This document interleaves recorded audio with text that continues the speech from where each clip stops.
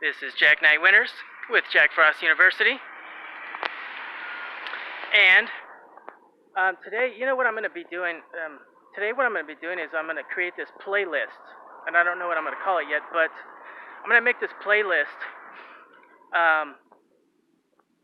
So as you're aware, this latest interaction with the Boulder police, I clearly stated that I was a state citizen, okay?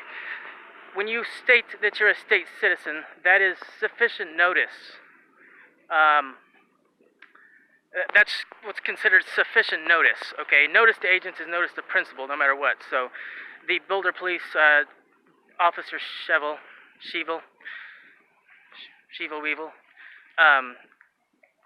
he's the agent, okay? And the Boulder Police Chief, I think we have an interim police chief right now. He would be the principal, and so he would be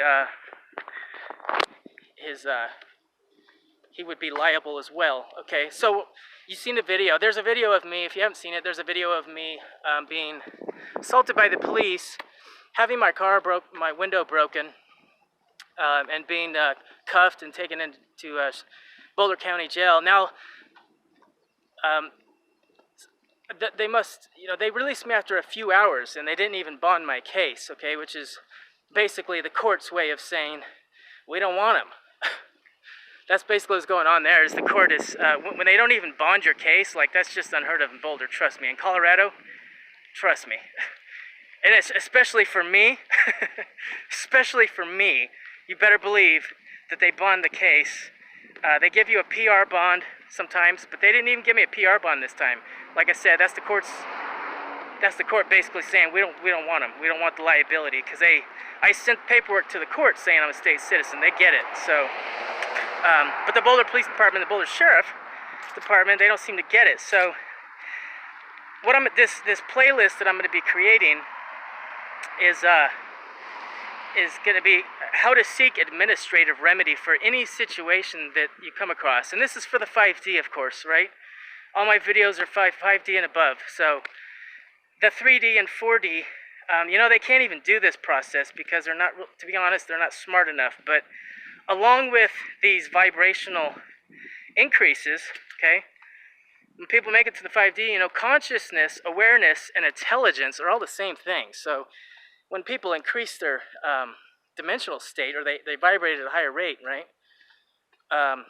They also become more intelligent. You'll notice I've become extremely intelligent in the last, 10 years, or 20 years, because that's how long I've been working on it. I've been working on it. So,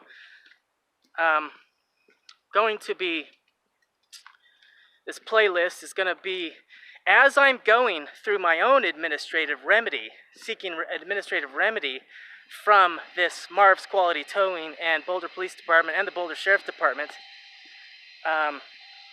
I'm kind of going to be teaching it as well. So I'm going to be going through it and teaching at the same time.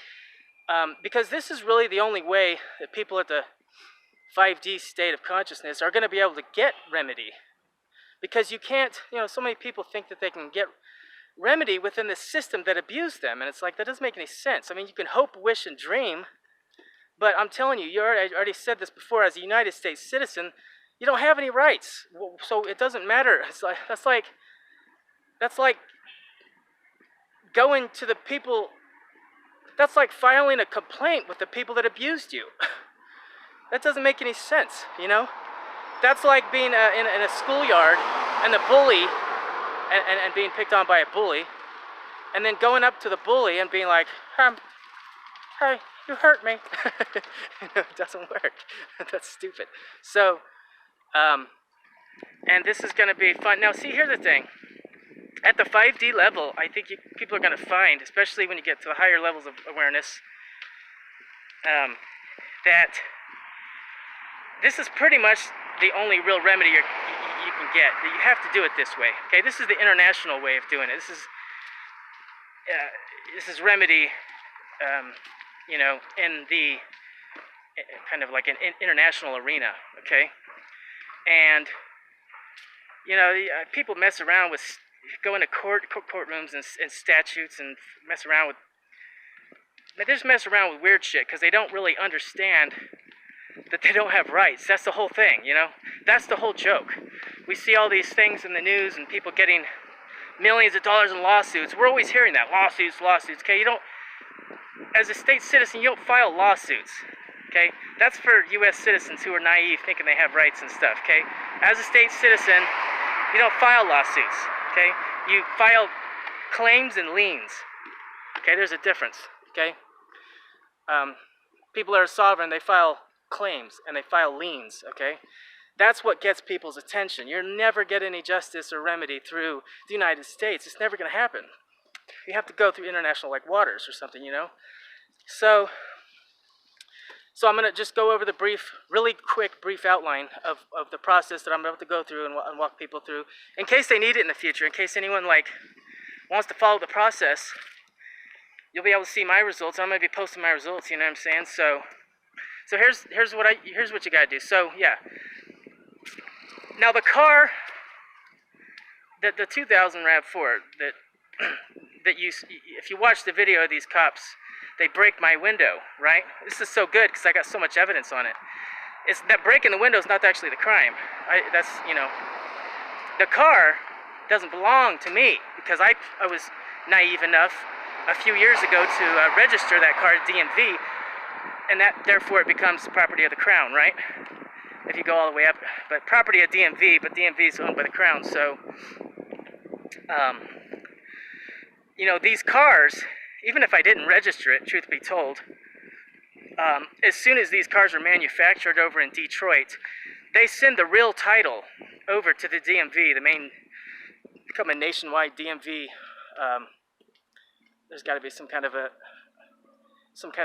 nationwide DMV branch or something like that, like a headquarters, corporate headquarters or something.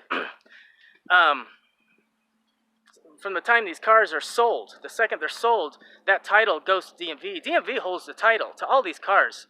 And I just had a conversation with someone, not a very bright one, but about he thinks that he owns this car. He's like, well, I've been driving it, and I'm like, well, you have possession and use of it. But if they can tow it, I said, have you ever been towed? He's like, yeah. Well, then it's not your car. You can't tow someone's car. If they can come seize your car, it's not yours. Because we don't own the title to any of these cars. We own the certificate of title, and everyone calls that a title, okay?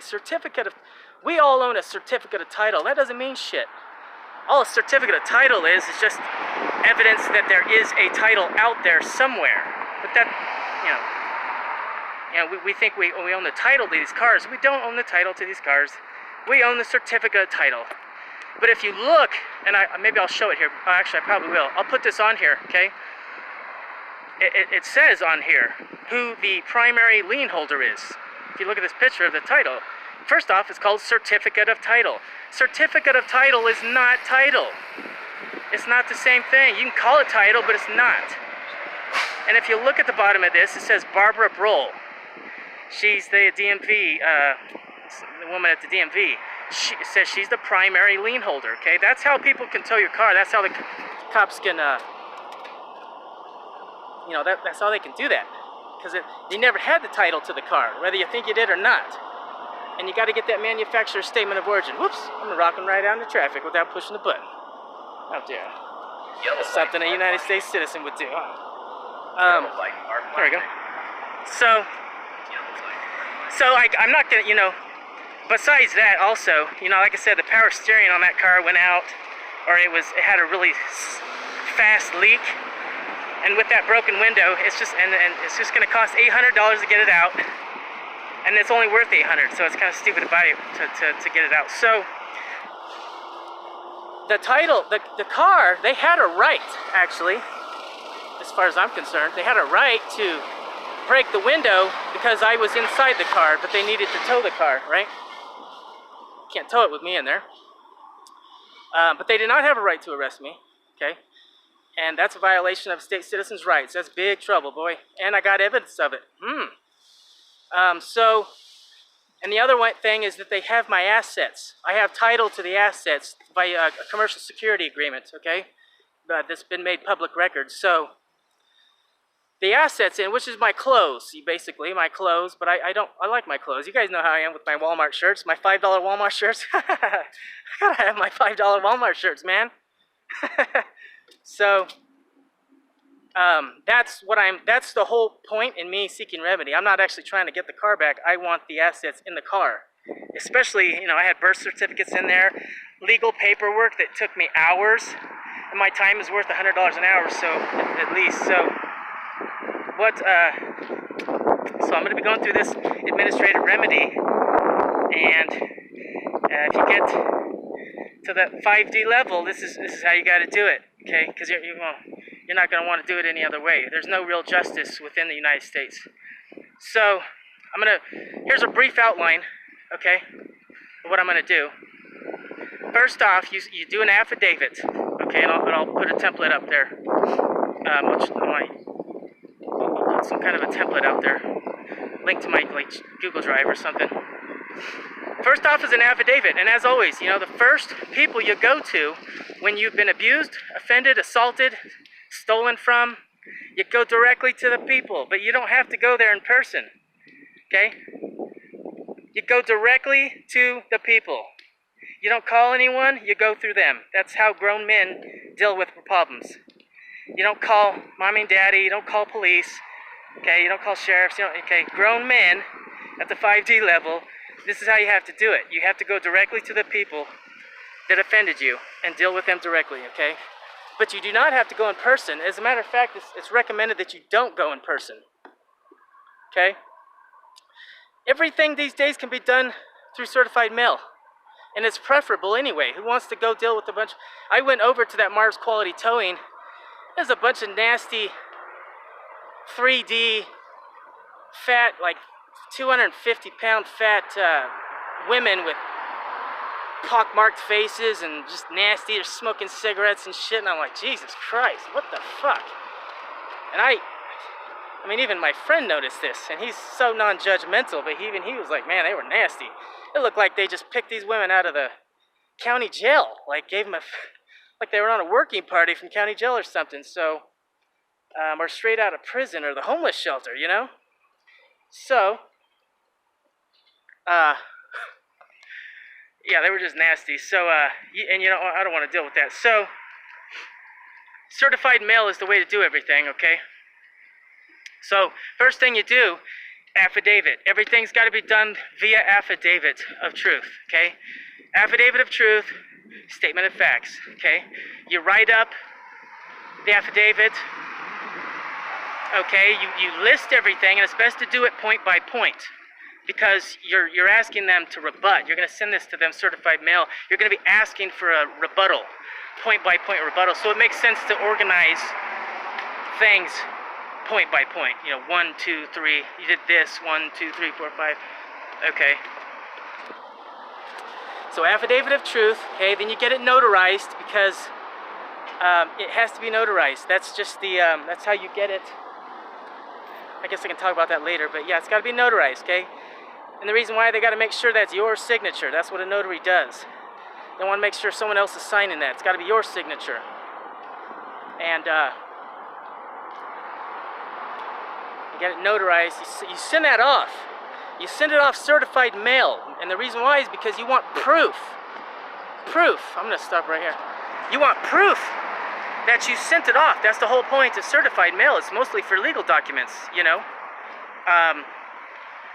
Certified mail is to prove with a tracking number that yes, and the post office will say yes, this went through, and we did deliver this. So they serve as witnesses.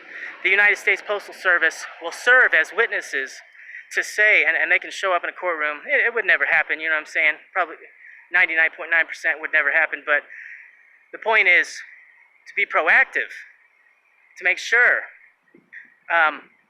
So certified mail, domestic return receipt, that's that green card. That's the card that comes back to you, so you have more evidence to say it arrived, okay? Certified mail proves that you sent it, but that doesn't mean it was received. Certified mail is evidence that you sent it. That green card that comes back, that domestic return receipt, that green receipt is proof that it actually arrived, because they're going to be signing this paper, okay? It's more evidence, okay? Then, certified mail domestic return receipt, okay? And that's, you send that affidavit off, and you just say, hey, you got 30 days to respond. Don't give them any more than 30 days. Don't be, in the past, I've like given people more time. It's just not necessary, okay? Just go by the law. You know, if 30 days is all that's necessary, then just do that. That's 30 days is sufficient notice. So you send that off, okay? They're not going to respond because they're dumb, and that's the whole point of doing this. They're dumb. They don't know law. They're U.S. citizens. They're trash. You know what I'm saying? They don't understand law. They think they do because, like I said, they've been mind-fucked for so long. But that's where our leverage comes in at the 5D, right? That's where our leverage is coming in. So they won't respond. Even if they might give it to a lawyer. If they're intelligent enough, they'll actually submit it to a lawyer. It's you know, it can be up in the air as to whether he's even going to know what to fucking do with it, because like I said, most people do not understand contract law. They don't get this. They don't understand contract law is what all the sovereigns and all the royal bloodlines, this is how they get their leverage over people. They don't use statutes and codes. Please. I mean, get real, you know. This is how the Habsburgs and the Rothschilds and London and the elite, this is how they get remedy. This is how they gain leverage. They don't do statutes. They don't do legal stuff. Okay, they do contract law, commercial liens, and claims. Okay, so we're going to send this off. After 20 days, when they don't respond, you send them a notice of fault, opportunity to cure, again with another certified mail receipt and another domestic return receipt, right? Then after 10 days, they don't respond again, then you give them then you send them a notice of fault, okay? And then you take all of this evidence and you file it into the public record, okay? And then from that, I'll talk later about actually going through the lien process, because you can just take the property from them. That's always lawfully. The law, look, people don't realize that the law is for people like us that are honest and truthful. Truth is sovereign in commerce. Truth is sovereign in commerce. This is a maxim of law, okay? Truthful people win in law, okay? It's this degenerate trash that you find at Mars Quality Towing. A bunch of nasty fat bitches that, you know, just nasty smoking cigarettes and probably, you know, they even look like they were on meth, to be honest with you. I thought they were on meth. So that's it for now. This is the introduction, and I'll be talking more later, okay? The next video will be, I'll show you the affidavit, and I'll be talking about the affidavit in video number 2.